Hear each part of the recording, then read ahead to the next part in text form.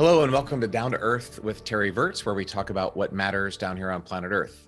Today, I am so excited to have Bertrand Piccard. He is a Swiss psychiatrist and explorer. He has completed the first around-the-world flight in the Breitling Orbiter 3 balloon back in 1999, along with his crewmate Brian Jones, and he did the first global circumnavigation in a solar-powered aircraft called the Solar Impulse in 2016, along with his fellow pilot André Borschberg. And he has been a member of the Explorers Club since 2000. So Bertrand, it is so great to have you on the show today. Thanks for being with us. Thank you, Terry, for inviting me. Yeah, we have in common that we love to do orbits around the world. But my orbits, I have to admit, are much slower than yours. I think you turn in an hour 20. Yeah. The balloon, it took me 20 days. And with Solar Impulse, it took me 15 months. That's funny. So a balloon is faster than a powered airplane. That's interesting. Yeah, because what happened is in the balloon, it was nonstop. So we were in the jet streams, high altitude, between 20 and 40,000 feet. And sometimes we're flying 130 knots. So really fast and nonstop. So it was 20 days. With Solar Impulse, we had some stopovers to change the pilot because it was a single-seater airplane. And also sometimes the weather was not good. So for solar power, it was not good to continue. And we had a long stop in Hawaii because the batteries overheated and we had to make some repairs. So it was not a speed record around the world, Solar Impulse, I have to say. So you had the stop in Hawaii. The batteries sound like a good excuse. In the Air Force, the C-5 is our big cargo airplane. And in Germany, they used to stop in Germany when they were going to the Middle East. And the C-5 had the worst readiness rate in Germany of anywhere in the world. It always broke when it went to Germany. And in the Middle East, it had the best rate. Like whenever they'd land there, they got out of there every time. So it was funny to see the selective maintenance problems that they had. Yeah. Well, let's talk about these amazing adventures, because I'm a pilot myself, but I've done some things sort of like that. But those are two no kidding explorer, groundbreaking things that have not been done before. So the balloon, was this, or have you been a long time ballooner? I understand you were a hang gliding fan. Yes, exactly. I started with hang gliding. I was 16. I was dreaming of being an explorer because of the achievement of my father and my grandfather. And the problem is that I was a bit shy, a bit afraid to climb in a tree, which is not a very good advantage to be an explorer. And the first time I saw a hang glider when I was 16 years old, I thought, this is for me. It's going to heal me. And it was in 1974. It was really the first Rogallo Delta wings, it's just a triangle of aluminum with some cloth. And you jumped off the cliff and were going almost as fast as a parachute. But it was fantastic. For me, it was the first time, as a teenager, I could fly on my own, become performant, use the awareness of the present moment to master my fear, to master my performance, my concentration. And that was really a highlight in my evolution as a pilot. That's amazing. And you're Swiss, right? Are you in Switzerland now? Yes. Okay. Where in Switzerland?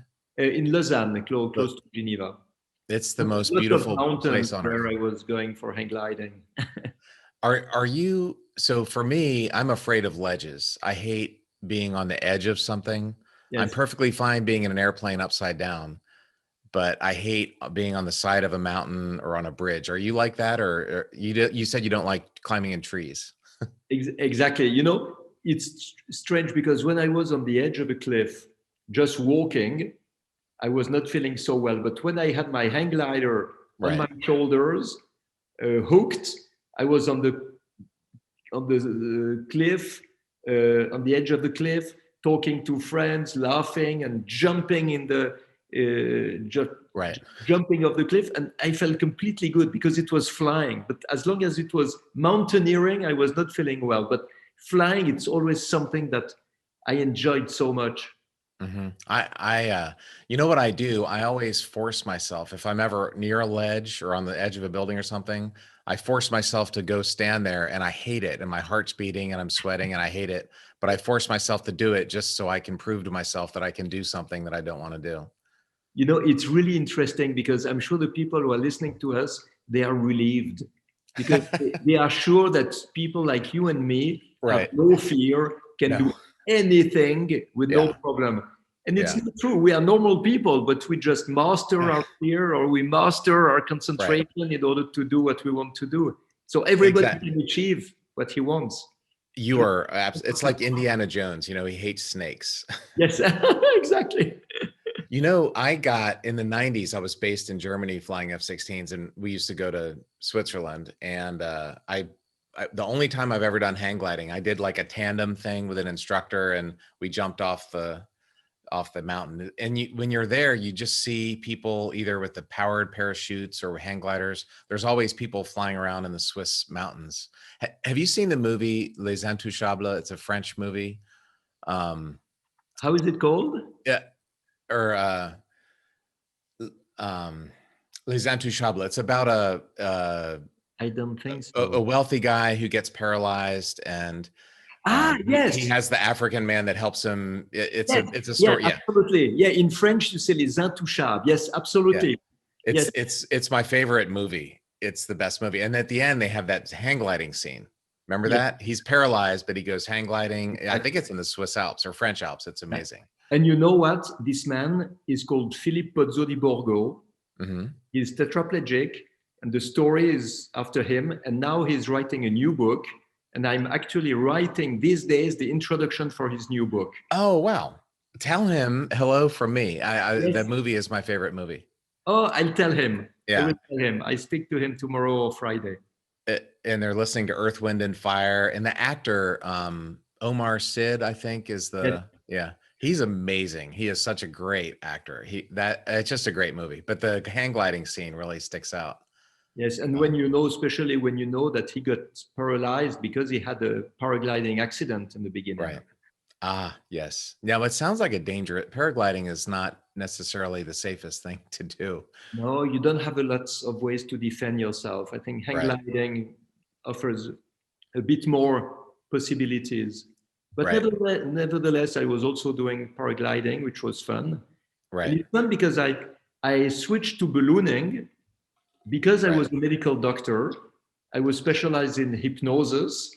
And there's a friend of mine who was actually dropping me with my hang glider from his balloon. And that guy was invited to cross the Atlantic for a balloon race. And he took me as his co-pilot, because he thought that I would be, with my hypnosis skills, like a magical weapon to help him to control stress, sleep, awareness, and so on. And that's how I got my first ballooning experience. And actually, we won the race. So this gave me a lot of passion for ballooning. And that's why I started with a project of Breitling Orbiter to fly around the world nonstop in the balloon.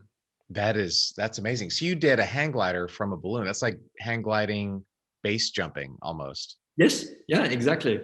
That's amazing. You know, what I always had as a philosophy of life is to have a compass where the needle was showing not the north, but showing what had not yet been done, all the unknown. So each time there was something new to try, I was volunteering. I said, okay, let's try that. I think the only thing I never tried is drug, because drugs don't offer any benefit, I believe. So drugs I didn't try, but almost everything else. Opportunity, I try. It's good. It's not good. I even tried a little bit of mountaineering, but cliff climbing. But this is really what I like the most. Right. That's making me nervous just thinking about that. Yeah. I've never done the drug thing either. We have to try everything in life and see what we like, what we don't like, and what will be the consequence of it, because we discover something and it helps us to see something else, which helps us to explore another thing. So going from hang gliding to ballooning around the world was not very obvious, but nevertheless, it's exactly what happened. So ballooning, did you start, my neighbor, a fellow astronaut of mine is my next door neighbor, and he has a balloon, and he still has to take me up in it. I haven't been up. So you learned that in Switzerland? Yes, yes. That's not, it's different than flying airplanes. Well, in a balloon, you always have 0 airspeed. Right. Which is quite strange. And the only way to steer the balloon left and right is to fly higher or lower and to take another layer of wind in the atmosphere. Right. And this, I think, is very philosophical, because you have to change your altitude to change your direction. And that is very philosophical. It's the same. Psychologically, when you change altitude with other ways of thinking, you will find other directions in life leading to other trajectories, other consequences, other goals, other behaviors. So ballooning for me has been much more a philosophy than a sport, I have to say. I'm taking notes. I wrote that quote down. In life, you have to change your altitude in order to change your direction. That's amazing. That's an amazing quote. And like in a balloon, you have to drop ballast. In the balloon, when you I'm writing the quotes down. You climb, and then you monitor the atmosphere at every layer with the altitude that is given by the altimeter and the direction that is given by the GPS. Right. And once you monitor the entire atmosphere, you have a strange experience, because for the first time of your life, you have an absolutely predictable and reliable vision of the future. You know for which altitude you have which direction. So you bring back the balloon at the altitude which has the direction you want. And in life, I'm always saying that if you drop the ballast of your certitudes, habits, beliefs, paradigms, dogmas, then you are free to explore all the different ways of thinking. And each way of thinking will bring you in another direction. And then you choose which one you want. And depending on how you think, you have the life that corresponds to your way of thinking. So it gives a big freedom, I think, about life, about crisis management, and so on. That is such an amazing philosophy, Bertrand. I love that. You know, the other thing that is striking me is that the winds don't blow in the same direction constantly forever. Even though you're going in the right direction now, you know that in the future, at some point, you're going to have to change altitude. Yes. You know, I mean, nothing's constant. Exactly. Life is not a straight line. Right. Life is disruptive. Right. So we need to be disruptive also in our way of thinking. Yeah. That's amazing. This is so great. I'm literally writing down, I have my notebook here. And for some of my guests, I don't have anything written, but yours is already getting longer and longer. So how long did it take you from your first balloon flight to this record-breaking, I assume sponsored by Breitling, you know, this is kind of a big deal flight. How many years was that in the training? I made my first balloon flight in 1979. But that was not as a pilot, it was just as a passenger. Right. It was the time when I was doing the hang gliding. But the moment I learned to fly myself, it was in 1992, the same year that I crossed the Atlantic. Ah, okay. And, then I had to do quite a lot of training. Right. To be ready to fly around the world in a very special balloon. You know, balloon was 180 feet high, pressurized cabin. So a little bit of spacecraft. Yeah, absolutely. And well, I had to learn all that, and that was quite a lot of preparation. Right. I worked 6 years to make it happen, and failed twice. On the around the world flight. Yeah. Right. The first failure was, I think, the best one in my life. Because I explained to the media that the next day I would fly around the world nonstop, 3 weeks in the jet streams, that I would win this last graal of aviation, because Richard Branson was trying, Steve Fossett was trying, a lot of big billionaires everywhere around the world were trying to do that. And I was the little one with a small team coming from Switzerland. But the others had failed, and I thought, okay, I'm going to succeed. And the following day, I ditched after 6 hours in the air. landing in the Mediterranean because there was a massive fuel leak inside the capsule. So I was really not proud. It was the worst failure of my life, I think. Wow. That sounds dangerous, to land a balloon in the ocean. Yes, especially when it is full of kerosene inside the capsule and it can burn at any time. So the leak was inside the there was kerosene inside the capsule, inside the pressurized cabin. Yeah. No, that was really, really bad. But you know, in these moments, you just have to do in a calm way what has to be done. If you start to panic, you have no chance. If you do it in a reasonable way, it works. You must be trained for every possible problem with NASA. Right. Well, yes, but you know, the training is one thing, but just having the personality to stay calm is another. You know, in the Hollywood movies, astronauts are always yelling and screaming and not do that, blah, blah, blah. But that's not the guy you want to fly into space with or fly around the world with, or, you know, you want the guy who's going to have the voice that'll put you to sleep while the airplane's on fire. Exactly. Yeah. Exactly. But I was training with hypnosis to do this type of things. In hypnosis, you learn to build a safe place inside of you. That means an experience of comfort, safety, where you have all your resources available. And in this state of safe place, you visualize that you ditch in an ocean, that the balloon is on fire, that the oxygen mask is not working, the pressurization is failing, all these things. And you learn to solve all this in your visualization without panicking. So that was a big part of the training. So when there was something bad happening, it was much easier to stay calm. We used to call that chair flying, and I never thought of it as hypnosis, but in the Air Force, you would literally, but when I went through pilot training, I took a T-37, T-38 cockpit picture, put it on my wall, and it had a chair there, and I would sit there, and I would, in my brain, I would go through every switch action and every step of the entire mission before I flew it. And it helped so much. So maybe I was hypnotizing myself and I didn't know it. Yes, it's self-hypnosis. It really is. I never thought of that. This is something that is much more common than we think. What you do is self-hypnosis, and probably a lot of people who focus very well on something are doing self-hypnosis. I never thought of it like that, but that's a skill that you can do anything. If you're going to have a meeting with your boss, have the meeting with your boss in your brain before you have that meeting. Yes. If you're going to do a big technical project at work, you know, chair fly it before you actually fly it. That's a great technique in life in general, I think. Yeah, I like your word, chair flying. Yeah, it's true. It's exactly this. Yeah. I think athletes can do the same thing, right? They'll put themselves at the free throw line and they'll make free throws in their brain before they actually do it, or they'll be on the mound throwing a pit, whatever, you know. Yes. But this is why it's important to speak to people about what we do. We can be astronauts, balloon flyers, sport people, maybe artists, musicians.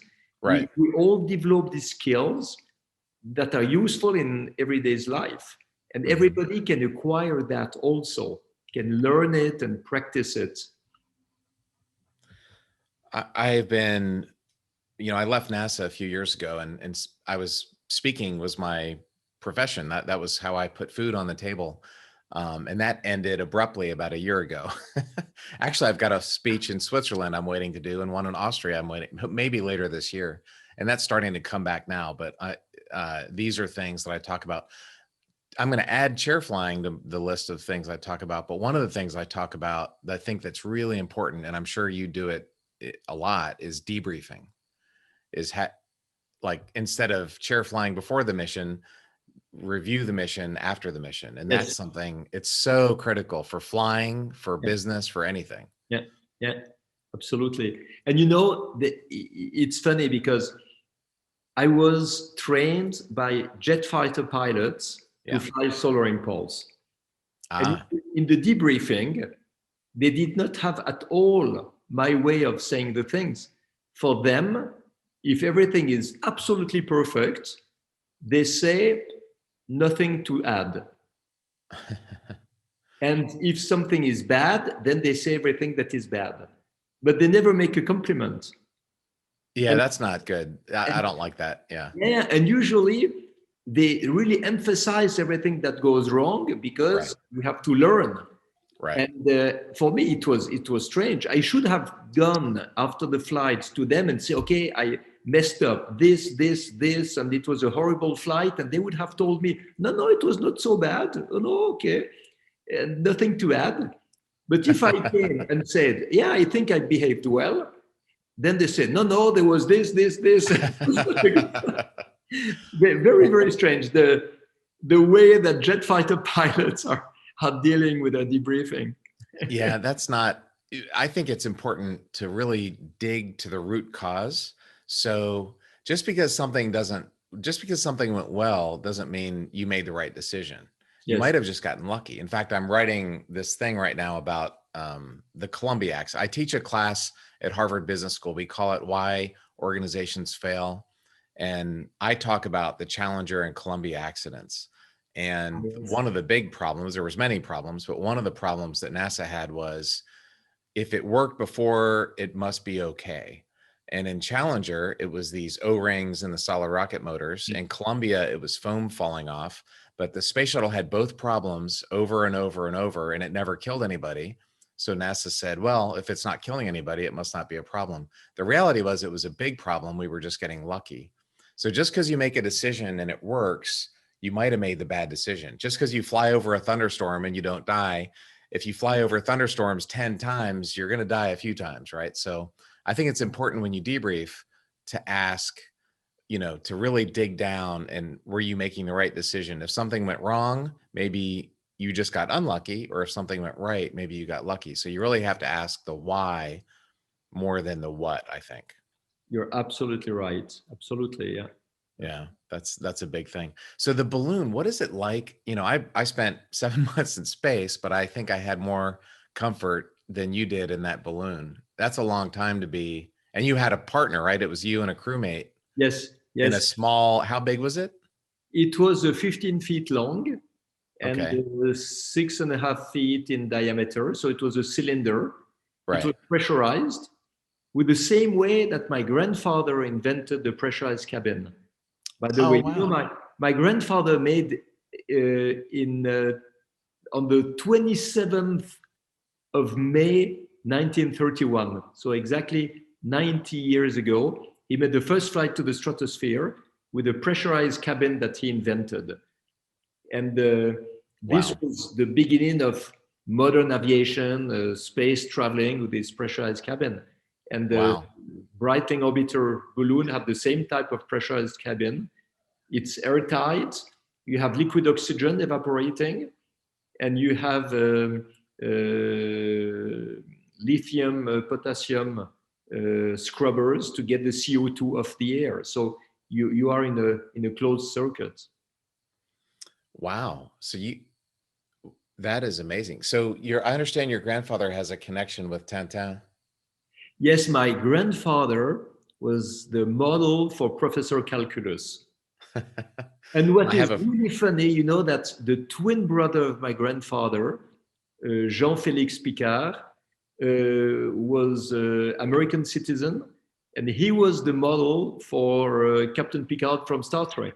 I was going to ask you about that. Yes. You look like him. You go to the same hairdresser. Yeah, exactly. Exactly. But he's Jean-Luc Picard is my grandson because he's in the future.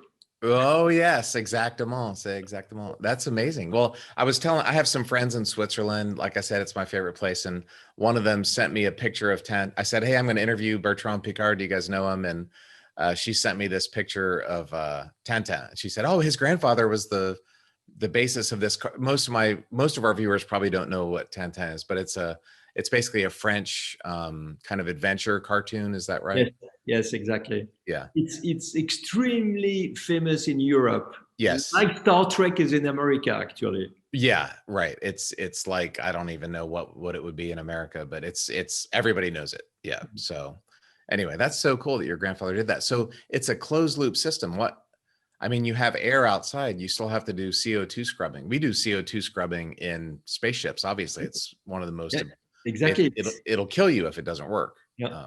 It's the same system. You're basically using in the space shuttle or in the space station exactly the system that my grandfather invented in 1931. Why? I mean, that's amazing, but why is it closed loop? Because you have air outside. Couldn't you just pressurize that air and Yes, but then he needed energy and needed a compressor. Right. So he used the closed loop system. So he needed no energy, basically. Less energy. Yeah. Well, you have to have the LIO can. You have to have some thing running, but I guess it's less energy than using the air from outside. I never thought of that. Going to the stratosphere was he wanted to study the cosmic rays because he was a physicist. He was a friend of Albert Einstein. So he was talking with him a lot about the particles of light, cosmic rays, and so on. But the other goal to go in the stratosphere, that was to show that it was possible to fly above the bad weather in thinner air, where the airplanes would have less fuel consumption. Right. So his goal was already ecological, promoting fuel efficiency. Yeah, absolutely. And speed too. You go fast, Yeah, exactly. Yeah. So that's a closed loop system, and you were in that for 3 weeks. That's a lot and that's a small area, by the way. That's like a bathroom, Yes, but when you know that outside it is minus 40 or minus 50 Celsius. Right. You're very happy to be in a small space inside. you don't feel claustrophobic at all. You're happy to be inside. Did you have heaters in there, or did the equipment just keep things warm? We had a heating system. We had some silicon oil that was going in a coil inside the propane burner, heating this silicon oil. Right. The oil was circulating in the capsule. But at the end, it was not working anymore. We were seeing the ice going up and up and up in the burner, and less heating. So at the end, it was freezing in the capsule. We had to warm up the bowls of water to be able to drink the water for the last 2 or 3 days. It's that to have a bit of adventure and not only comfort. Right. Yeah. You're flying around the world. So you're in there for almost 3 weeks, basically in this is like a double bathroom size thing. 15 feet by 6 feet is not a lot. And there's probably equipment everywhere. And, it's not just. Because we needed also all the safety equipment, parachute, life raft. We had batteries because we had already solar panels under the balloon that were loading the batteries for the night. And we were running on solar panel already, even before Solar Impulse. Right. Wow. So after that, what happened after that? That certainly brought some fame, I would think, to you and the team. I mean, I remember hearing about it at the time. Was that a pretty significant event for you, setting that record? Yes, and the most fascinating thing is that the capsule of my balloon was brought to the Smithsonian Air and Space Museum, and it was put in the Pioneering Hall of Fame, together with Mercury, Gemini, Apollo, the Wright brothers flyer, the X-1 of Chuck Yeager. So all these heroes of my childhood, and suddenly I had the capsule of my balloon at the same place. So that was a fantastic moment, I have to say. Where is the balloon capsule now? Smithsonian, in the Smithsonian Air and Space Museum. But now they are making some work in the Capitol Hall, where they have the Pioneering Hall of Fame, and they brought the capsule of my balloon to the Dulles Huzarvazi, which is closer to the international airport. They have another part of the museum there. Right. It's a 2-part museum. You know, when I was a kid, I was probably 9 years old. I went to the Air and Space Museum, which is my favorite place on Earth. I love the Smithsonian Air and Space Museum. And I saw an IMAX movie called To Fly. Did you ever, you've seen that movie, I would think. Yes. Yes. And when you see this, you have to learn how to fly. Yes, I know. It was one of the most important moments of my life. And then fast forward 30 years, 40 years from then, I'm in space and I got to film an IMAX movie called A Beautiful Planet with Toni Meyer. And she was the director of all the space movies going back to 1981. And she was my director. She kind of taught me. And now I'm getting into film and TV myself. I directed a film last year. So Toni was like the mentor for me, taught me how to do this. And anyway, I love IMAX. I love the aviation and space movies. To Fly is still great to this day. I saw it a few years ago and it's from 1976 and it's a great movie. Yes. Yeah, it's amazing. But flying is amazing. Can you imagine? You know, there is something that struck me. The first airplane of the Wright brothers was made out of cloth and wood, which means that the Egyptians could have flown from the top of their pyramids 5,000 years ago. Right. The technology was there. Right. But they did not do it because it was prohibited by the mythology. Only the gods were allowed to fly. Right. And we had to wait until 1903. Well, Otto Lilienthal in 1880, and then with the glider, the Wright brothers, right, to break the rules, to say we don't care if it's allowed or not by the mythology. We're just going to do it. Right. And because nobody had done it before, so many people were calculating why it was impossible to do it. And I don't know if you've seen in the Dayton Museum of the Wright brothers, there's a sentence of the mayor of Dayton saying in 1903, I hope these two young guys will find a serious job instead of losing their time with a useless toy. Can you imagine a useless toy for their first airplane? So when you see this, you just see what is pioneering spirit and what is not pioneering spirit. Right. And this is, I'm taking notes here. This is another one of those philosophical things that applies to all aspects of life. You and I are aviators. We are passionate about flying, but this idea of there are these rules, you can't break them. Everything has to be done this way. And then somebody thinks of something different.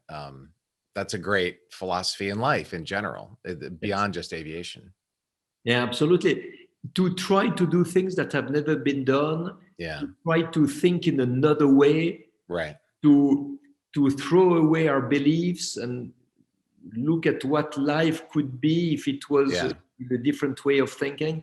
Yeah. But this is valid for where we want to live, who we want to marry, what type of job we want. All our actions in life are like this. We can be pioneers in our everyday life. My philosophy, Bertrand, that I tell kids and I tell adults is don't tell yourself no. I was told many times, you're never going to get to be an astronaut. You're too young. That's crazy. Go be an accountant. And that's kind of my philosophy is don't tell yourself no.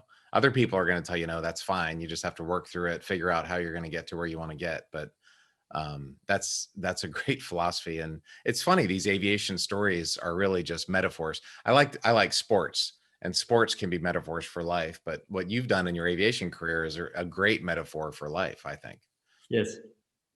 And now with the Solar Impulse project. Yes. Let's talk about that. That is also something I want to do for life, because the flight around the world in Solar Impulse was a symbolic flight. A flight around the world, no fuel, no noise, no pollution. But it's not yet possible to take 200 people in a solar airplane. Right. Nevertheless, the technologies that we used are technologies that everybody can use on the ground for mobility, insulation of buildings, industrial processes. Basically have efficiency. And when I brought the idea of Solar Impulse to the first aeronautical specialist, they told me, you are completely crazy because it takes 2 minutes to calculate that the sun is not giving enough energy to have an airplane flying day and night on solar power. And this, as a paradigm, is true, yes. But when you change the paradigm, instead of trying to produce more energy, you are just trying to consume less energy. Mm-hmm. So it took 2 minutes to calculate that I couldn't fly on solar energy. And then it took 3 years to calculate how the plane could cope with the energy the sun was giving. Right. And this is why we have these huge wings, flying slowly, big surface, big aspect ratio, just because we flew around the world with the power of a scooter. Right. That's amazing. So a couple of years ago, my friend Hamish Harding had this crazy idea. He wanted to set a world record flying around the world over the North and South Pole in a jet. And I was going to be one of the pilots. And by the time it happened, I didn't have the time to go get the training to get checked out in the Gulf Stream. So he said, why don't you make a movie, which is what I want to do in life anyway. Yes. So I was going to direct this documentary, and it was a real budget for it. And so I watched The Impossible Flight, which is the story of your solar impulse. I kind of watched that as a paradigm, how am I going to make my movie? And I was looking for things. So that's when I learned about this amazing story of solar impulse. And when you think of an around the world flight, there was the Voyager, the Rutan, yes. Back in 1986, and they took off and landed at the Kennedy Space Center. And it was done again. The record was set a few years ago. And so and like your balloon flight, you got in the cabin and you went around. It took a couple weeks, but you got it done. But this solar impulse, like you said, was a long time. And the weather was a big deal, and how long these legs were, because it's just you in this cramped cockpit. I just talk about the mission because the documentary Impossible Flight was really interesting for me. Like, I was using it as a director of, how do I make my movie? But the details of your mission were pretty amazing. It's just one pilot. Well, there were 2 pilots, but only one guy in the airplane at the same time. Yes, we were taking turns with André Borschberg. Yeah, right. Exactly. And the difficulty in terms of flying, independently of the technology, the amount of energy we use, and so on, the operational difficulty was the fact that we were climbing during the day when we had enough energy, and gliding down during the night to save energy, and then climb again and flying like this. Which means that we needed to have a sky that was clear of low level, medium level, and high level clouds, which was much more difficult in terms of weather forecast than with the balloon. With the balloon, we were always above the clouds. But with solar impulse, if at the end of the night, at 6,000 feet over the ocean, if it was overcasted, it was impossible to go up again. Because you need sun. I would just have had to ditch. So for the weatherman, it was extremely difficult. And they developed with our engineering team a forecast system integrating the weather, the trajectory, the air traffic control, the energy management. And they were making thousands of simulations. And when they saw that the simulation was okay, then they told the pilot, okay, you can take off. And that's why it took how many months? 15 months. And it was probably good that you're Swiss, because you have to get air traffic control, which means landing clearance and overflight clearance. And, if it was an American, that eliminates some countries. If it was a Chinese, that would eliminate some countries. And Switzerland, everybody likes Switzerland. Like, you guys are friends with everybody. yeah, we were lucky for that. The Chinese were very, very good with us. Yeah, I saw that you flew through China. Yeah, and they were so nice and welcoming with us. When I entered in China, the guy at the air traffic control was saying, "Welcome to China, Solar Impulse," and they had air traffic controllers that were briefed, speaking fluent English. Everywhere I was flying, everywhere I was landing. But they knew me. It's an interesting experience. With Breitling Orbiter, first, they gave no permission to fly above China, and I respected it and landed before China. And then for Breitling Orbiter 3, I went back to them, we met, we discussed, and they gave me the permission. So they knew I was respectful. And when I asked years later for Solar Impulse, the young people who were dealing with my balloon had become the high-level chief of air traffic control and the Chinese Aviation Authority. Right. They said, "Oh, Piccard is coming again. We know him. We can trust him." Right. Yeah. It's always a question of human relations. Absolutely. Absolutely. And it's good to get to know people. It's you need to treat people right, because you never know what's going to happen in the future. Yes. And those, those relationships can, especially when you're Bertrand Piccard and you're doing all these crazy things, you never know who you're going to need to, talk to in the future. Yeah. It's a big teamwork, huh? So how was flying the airplane? I'm a test pilot, so I'm interested in, lateral, directional, and pitch moments and all this stuff. So how was flying it? Is it like any other airplane? No, because it was flying 25 knots with wings that were 236 feet in wingspan. So, and the weight was like a family car, and the wingspan was bigger than a jumbo jet, which means that it was very sensitive to turbulence. And there was an adverse yaw all the time. The airplane was always in side slip if you were not really careful with the rudders. Right. So it was nothing like flying a normal plane. And we had a test pilot from NASA who came to test our flight simulator, and he crashed solar impulse on the flight simulator, and he was furious, and he couldn't sleep at night, and came the following morning and tried again, because each time, you start to have pilot-induced oscillations, and it's very difficult to counteract. So who was the pilot? Do you remember? I might know him. I forgot the name. It will probably come back to my mind just after this. After our thing, that's okay. Jim Less, Tim Williams, Troy Asher. Anyway, I know a few guys out there at Drive. Maybe maybe he will not like that I give his name. If I remember That's true. That's true. We don't like to crash, certainly not in public. But it was in a simulator, so that's okay. Yes. But that sounds like a crazy airplane. Just to say that it was a really difficult airplane to fly, and I was a balloonist.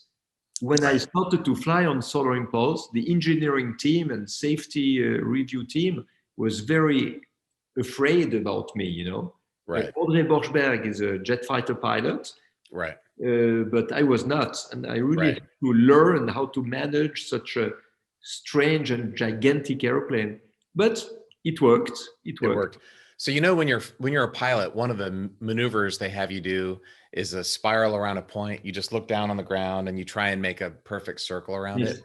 And in my brain, I'm thinking, 75-meter wingspan and 25 knots, you could probably circle around a point inside of your wingspan. Yes. I don't know if you ever tried to, you could probably do, with 100-foot turn radius, you could probably. But you have to be really careful, because you can stall the inner wing and exceed the VNA, the maximum speed of the outer wing. And then you start to spin. So we have to be very, very careful. But we had the telemetry system, which means that when André was flying or when I was flying, the engineers on the ground could follow everything. And usually they could see our mistakes even before we were aware of it. So they could call you and say, hey, how long was each leg? How many hours of flying? When we were over land, it was about 24 hours each. And over the oceans, it was between 3 days and 5 days. Oh my God. Well, was there an autopilot? Was there an autopilot? There was an autopilot, yes. Oh. But the autopilot was very sensitive to turbulence. So when I was starting to fall asleep, we were allowed to have the pilot to sleep in a single-manned airplane, but only over oceans. But it was quite strange, because you set up the autopilot, you put the seat flat, you start to sleep for 20 minutes. Right. Then you have some turbulence, you have the plane moving, and very soon the autopilot was disconnected with the alarm ringing. 1 second to jump on the pilot seat, recover the plane. Right. I can imagine you don't want, if you stall that, can you stall it or spin it? You know, like a normal airplane, you can stall and spin and recover, but I don't know if you can recover that. No, no, with this one, you could not recover. You could not recover a spin. Yeah. And the stall, we never really tried. As test pilot school, we got to fly the KC-135, which is a big Boeing airliner. And we were doing approach to stall. So you pull the airplane up, you get really slow, and then recover it. And I pulled this thing up, 30 or 45 degrees nose high in an airliner, and I just stalled it. It stalled, and then the nose drops, just like in a Cessna. And I looked over, and my instructor, who was a KC-135 pilot, his eyes were this big, and I just pushed over and recovered. And he was like, "What are you doing?" And I was like, "I just stalled the airplane." He's like, "You're not supposed to stall the airplane." I was like, "Well, why not? We're test pilots. It's an airplane, you stall it, you recover it." And he was like, "No, you're supposed to approach to stall. You're not actually supposed to stall it." So yeah, I don't know. I'm just a fighter pilot. Yeah. But a real test pilot wants to test everything. Yeah. It would have been fun if you would have come to test solar impulse. Yeah, I would love that. That would be amazing. 25 knots is, that's our taxi speed. In the F-16, that's your taxi speed. Yes. And at NASA, we have T-38s, which is a supersonic jet trainer, like the Swiss F-5, yes, with less stuff, but basically like an F-5. Anyway, so it goes about 1.3 hours. You could fly close to 2 hours, but 1.3 was our normal sortie. And I was very happy with that. After 1.3 hours in the ejection seat, I was ready to land and get some lunch or whatever. Yes. So 24 hours, man, I just can't imagine that. That's a long time to be. But it was calm in the air, several days and several nights. When I flew from New York to Europe, it was 3 days and 3 nights, but I wanted more. And it was so funny because I took off when the weatherman told me it would be a 4-day flight. And in the middle, they told me, "Oh, we found another trajectory with faster winds and you will gain 1 day." And I said, "Hey, you are stealing a day from me. I don't want to go faster. I want to stay longer in the air," because it was so beautiful. When I was in space, there were several cargo rockets blew up, and that caused our replacement crew to get delayed. And that caused us to get stuck in space because they didn't want to leave the station unmanned for that amount of time. So I had this bonus time. I didn't know how long it was going to be. And I ended up enjoying it. I really made the most of it a lot. Whenever astronauts get delayed, normally they're kind of depressed and, I'm ready to get back to Earth. But my attitude was, I've got the rest of my life back on Earth. I'm going to enjoy this time in space. Absolutely. You've got the rest of your time on Earth. You had that time alone over the ocean. I can imagine how cool that was. I remember very well there's a moment I was a little bit tired and I was thinking in the afternoon, I just closed my eyes a few minutes and then I said, "Stupid or what? Don't close your eyes. It's a unique moment in your life."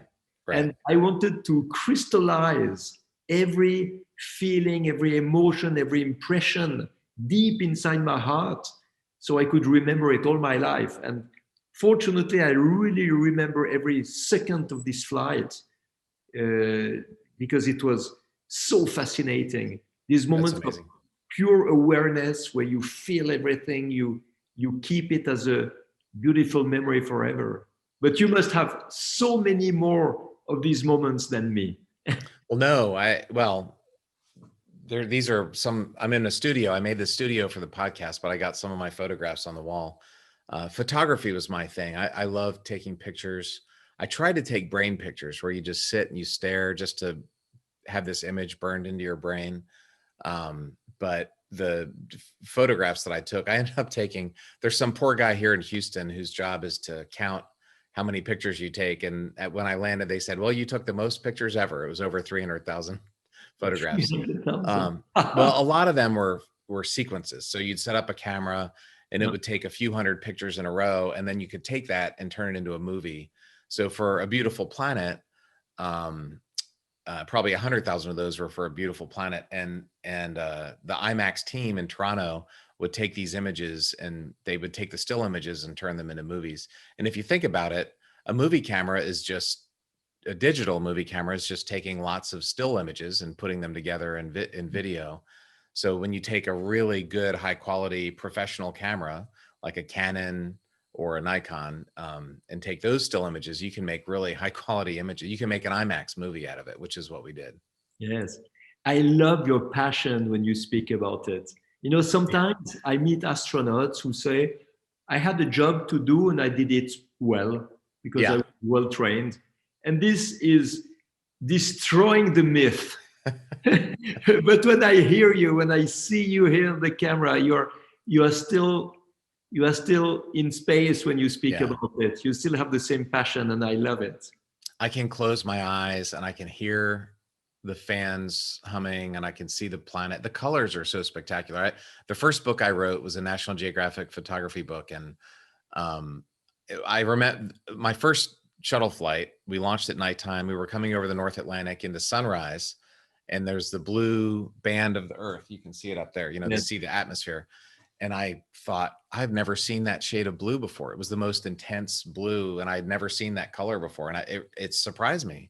I wasn't expecting to see a color I'd never seen before. Yeah. And then the shuttle, the Soyuz kind of goes up and turns, and it's at altitude, but the shuttle kind of climbs until it's on the other side of the Earth. And then we do a rocket burn to circularize the orbit. Anyway, so as we were going over Europe, we were still kind of low. I mean, we were 200 kilometers or something, but we were still climbing. And we were pitched upside down to take a picture of the fuel tank, the big orange fuel tank. Yep. And so we were looking down at the Alps, and man, they were boom, boom, boom. Every couple seconds, we went from mountain peak to mountain peak in a few seconds. And I remember thinking, when I was in Switzerland, that was like a couple-hour drive, and this is taking us, you know, a few seconds flying over these mountain peaks. And the Alps are not that big. When you look at them, they're this little thing in Europe. And when you're there, it's your whole country, like, is Switzerland. But from space, it's just a small little area north of Italy and south of Central Europe. Yeah. And not the biggest country in the world. But I think the most beautiful, with the best food, man. The fondue.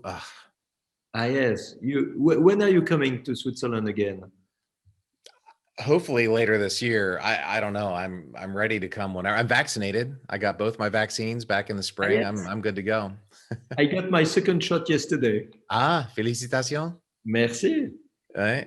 Terry, it's absolutely prohibited for you to come in Switzerland without coming at my house. Okay. Je suis d'accord. I have good friends in Zurich in the German-speaking side. Claude Nicolier is a good friend. Claude is a former NASA astronaut also. Absolutely. Did you fly together? In the T-38, but not in the space shuttle. We did several memorable flights in the T-38. He was my robotic arm instructor. So the shuttle has this arm, you know, you could grab something and move it around and stuff. And he was like the robotic arm expert. He flew to Hubble, I think, several times. Yes, he did 4 missions in space. Right. Were they all to Hubble? 2 or several were.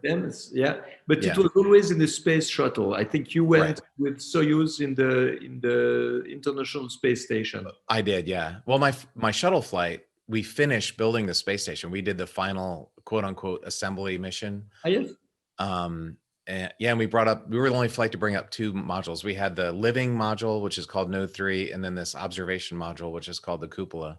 Yes. So we brought up both of those, and then I went back a few years later with the Russians. I've got my Soyuz rocket I don't know if you can see it. It's over there. And I ended up spending 200 days on that flight. But Claude taught me how to do robotics. And so I remember flying. I used to fly out to El Paso with him and get Mexican food, which was awesome. He loved that. Yeah, because he had a Mexican wife. I did not know that, actually.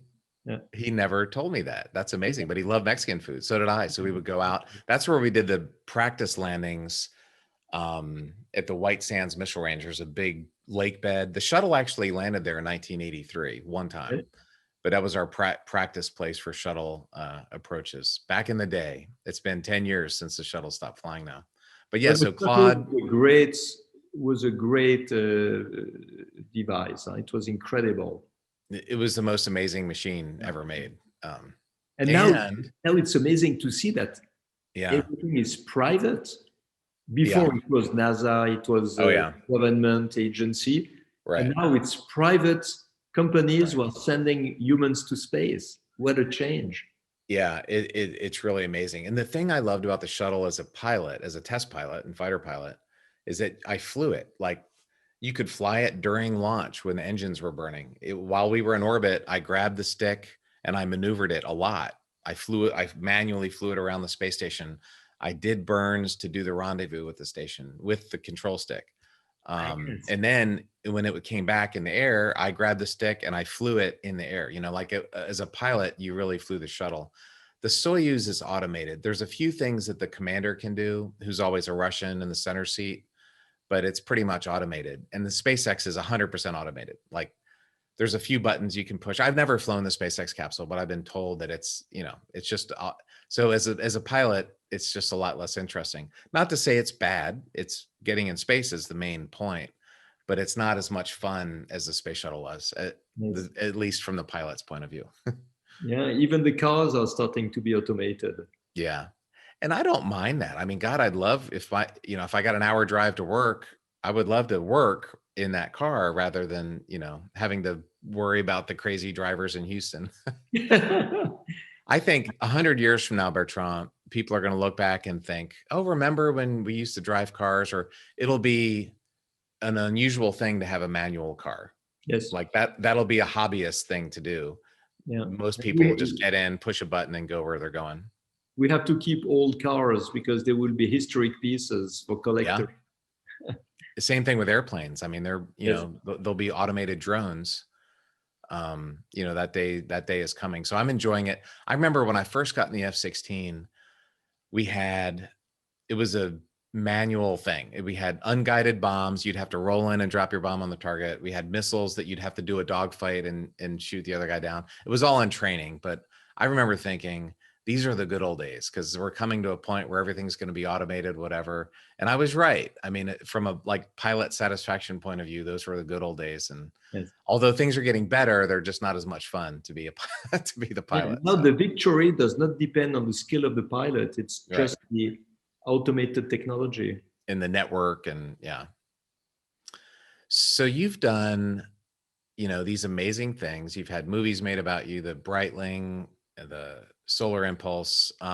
What's next? That's a question I get all the time. What do you do after spending 7 months in space? Yes. What do you do after setting these you have something in the Air and Space Museum. That's amazing. What do you do after that? Well, now I'm a little bit more down to earth. And with the Solar Impulse Foundation, I identified in the world more than 1,000 technological solutions to protect the environment, at the same time to do it in a profitable way. Right. So this is a way for me to reconcile ecology and economy. Because I don't know if you've noticed, but you can speak of protection of the environment, you can speak of the beauty of the earth, you can speak of the miracle of life on this planet.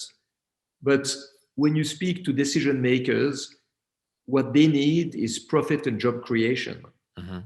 So I try to combine the two, and all these solutions, all these technologies that we have identified in big companies or in small startups, they're all made to protect the environment, to increase efficiency, to reduce the losses and the waste, but at the same time, to create jobs and make profit for the industry.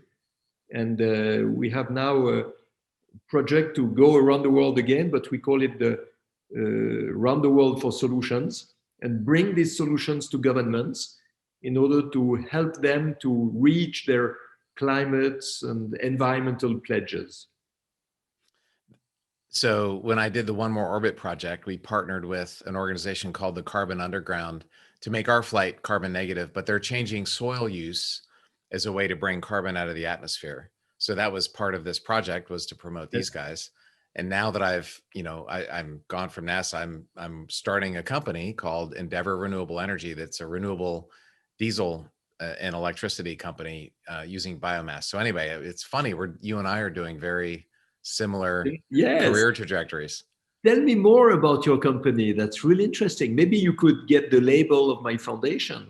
Yeah, maybe we can partner. So it's a company that uses waste biomass, so forest waste or crop waste, basically plants and trees, and you can process it through these engines that we have to make a synthetic gas that can either be turned into diesel, or you can use the gas to run turbines to make electricity, or hydrogen. Actually, hydrogen is this amazing potential, Yes, but making it environmentally friendly is very difficult. The way we make hydrogen now is pretty awful.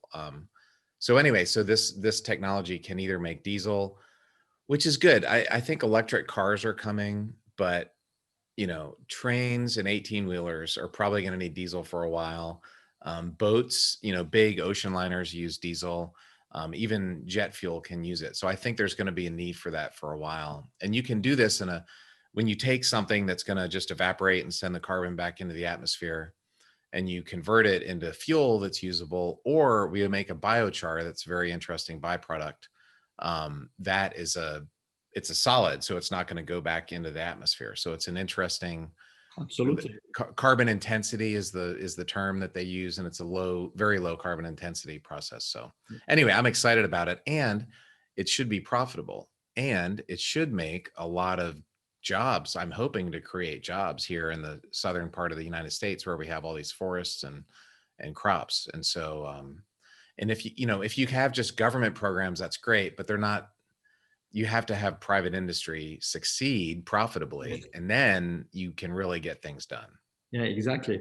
But Terry, we absolutely have to stay in touch, because Yeah, what we do, the foundation for all these 1,000 and more solutions, right. is to give a label. We call it the Solar Impulse Efficient Solution label, which is today the only label in the world that certifies the economical profitability of something that protects the environment.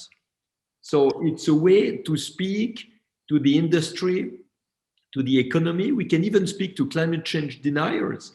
Right. Say, we don't care really if there is climate change or not, but this makes sense. It is logical as much as ecological, because you make profit, you create jobs. By the way, it also protects the environment. Right. And everybody can be happy. Right. I love that. Totally. We'll definitely stay in touch. That's an amazing thing. So can you travel now? Are you stuck in Switzerland, or is it traveling from Europe to America has been impossible? It's been a real challenge. Yeah. I was doing between 200 and 250 public events per year, traveling everywhere. Mm-hmm. And now the biggest adventure for me is to go from Lausanne to Geneva. I was in the same boat, and so it's not good, for my job, but it's been nice. I know my house. I have a new house, and after I've spent a year in it alone, and so now I know my house, which is nice. Good. But it'll be good to reopen the world again. Yes, but it's opportunities to do things differently. Yes. Get out of our habits, to learn to be pioneers, to take new opportunities. It's true that before, when I was traveling all the time, it took me 24 hours to do a 10-minute interview. Yeah. Now I can do 10 or 15 of them every day. Exactly. All these podcasts. Yeah. We never had this before. We would not have done this 2 years ago. Exactly. Yeah. And now we can do it, and we met, and we do this podcast, and people can listen to us. So this crisis has brought quite a lot of new opportunities to the world. I have used this. So I've got my startup company going, Endeavor Renewable Energy. I've got a book I wrote, several film and TV projects. So I've used the time. Hopefully some of this stuff can work. But, there's an interesting quote, and I love this. In one of the talks I do for businesses, it's a Darwin quote. To paraphrase him, he said, "It's not the strongest who survive. It's those who are most able to adapt." Yes. And COVID has really shown us that, if you can adapt, you can thrive. And if you can't adapt, it's going to be tough. Yeah. I was with a taxi driver a couple of weeks ago. I asked him, what are you doing when you are waiting for hours to have a client? And he told me, I'm watching some films and streaming on my smartphone. And I said, why don't you learn a new language? Yeah. And he told me, I didn't think about it, but yeah, maybe I should. And it's true. You can learn a language on internet. And when you know a foreign language, if you are a taxi driver, you can become a private driver, you can become a guide, because the guys who don't speak the language of the country they come in, they're very happy to have a taxi driver that can speak to them, explaining them everything. So even if you are blocked and locked down somewhere, you can learn something new, you can learn new skills. And at the end of the crisis, you can be better than you were in the beginning. Yeah. And that's true. I mean, that's been true in COVID. It'll be true in the future. I think just having that mentality. This is great. This interview is so cool. I thought we were going to talk about flying, but it's really more about psychology and opportunity. Let's go full circle. Let's go around the orbit. You started off by talking about balloons and how you have to change your altitude to change your direction. And that's what we were saying. I mean, in life, the winds aren't going to constantly blow. You know, the jet stream, as a pilot, you see the jet stream, which is up at 30 or 40,000 feet. And sometimes it's going west to east, and sometimes it takes a big turn and comes down, and, you know, it's changing constantly. So you have to be able to change your altitude. I love that. I love that idea, Bertrand. I never thought of that until today. Yeah, ballooning for me is a philosophy of life. And it's also the philosophy where you are pushed by the wind, and sometimes you just have to accept that things are not exactly as you want. You can't change the wind. You cannot change the wind, but you can change yourself, and you can change the altitude. That you can change your altitude. Yeah. There's so much there. That's a book right there.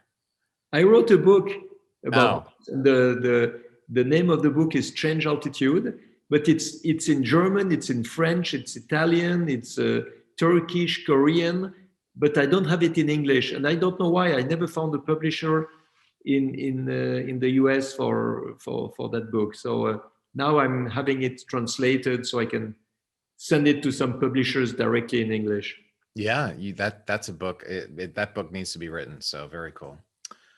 Well, Bertrand, thank you so much for coming on today. This was amazing. This was unexpected. I know we met at the Explorers Club a few years ago, so I wanted to talk about the Explorer stuff, but there was so much more here. It's been really, really great. I really enjoyed it, Terry. Thank you for the invitation. Thank you for this beautiful moment. I had the impression to travel with you. And I hope everybody listening to us has traveled with us. Yes, in balloons and airplanes and spaceships, for sure. This is a really great podcast, and j'espère à bientôt en Suisse, mon ami. J'espère aussi, mon ami Terry. Okay, you will always be welcome at home. I will come visit for sure in Lausanne. Yeah. Okay, au revoir. Bye-bye.